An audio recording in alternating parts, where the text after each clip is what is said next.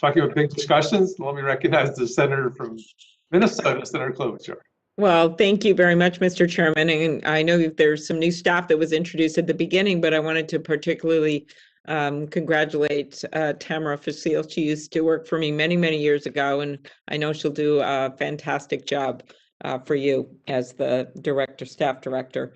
I wanted to start with Dr. Holder. There you are.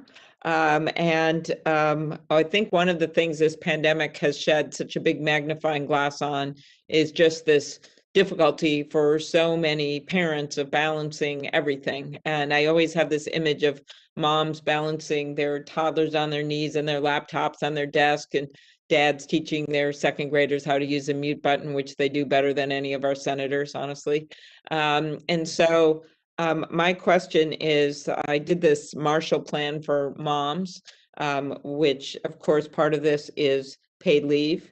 And we really haven't done enough in this area in Congress, and we have this possibility coming up in the next few months. Can you talk about how a paid leave policy could have helped during the pandemic, but also how it would help in the future to help address the gender wage gap?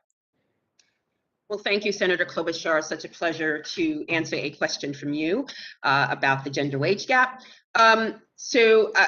I did spend a lot of time last year writing and talking about how working mothers in particular were affected by the pandemic. And one of the issues was the inability of some women who were required to work on site, their inability to actually do that because their children were learning from remotely. They were doing school from home. And so inevitably, some women who were primarily single parents were unable to fulfill the expectations of their jobs because they had to be home to care for their children. So a paid leave policy, and might I just add, more affordable childcare availability will be such a benefit to working women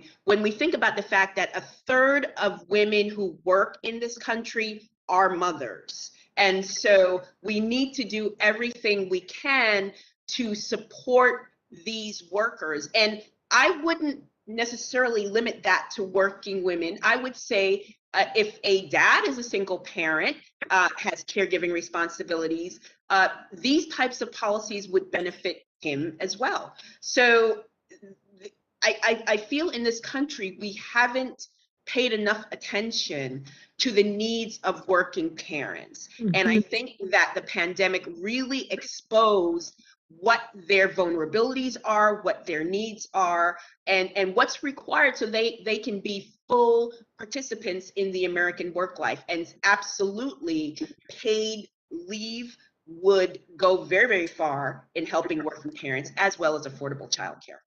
Very good. Thank you for that great answer. Ms. Pooh, and this is kind of plays off what Dr. Holder was talking about here on the child care issue. I mean, we know, again, another big magnifying glass during the pandemic about the issue child care. And especially, actually, Senator Sullivan and I have a bipartisan bill on helping to train more workers, trying to address the shortage of affordable child care.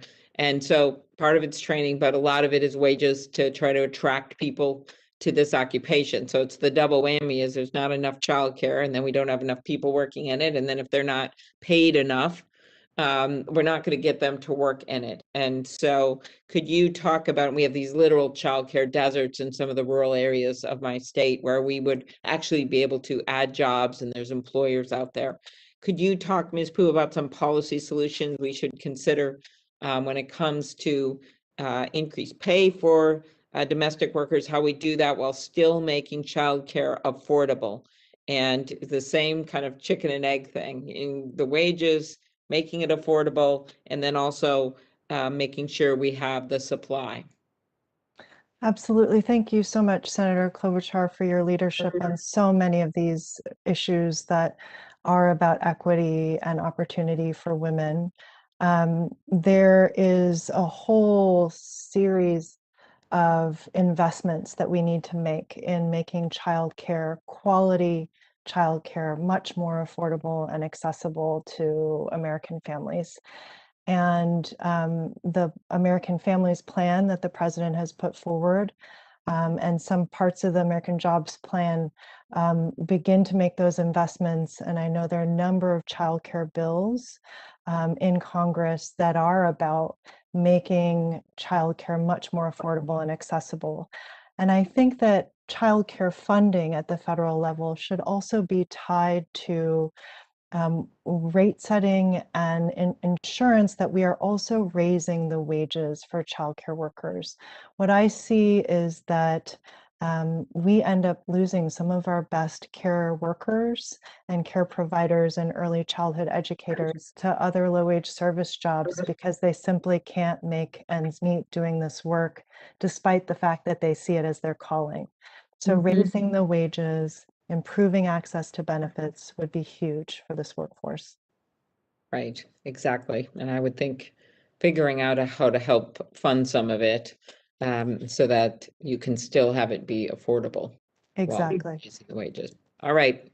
Thank you very much. And thank you, Mr. Chairman. I just went a little bit over my time. I'm not, That's okay, Senator. allow others to go.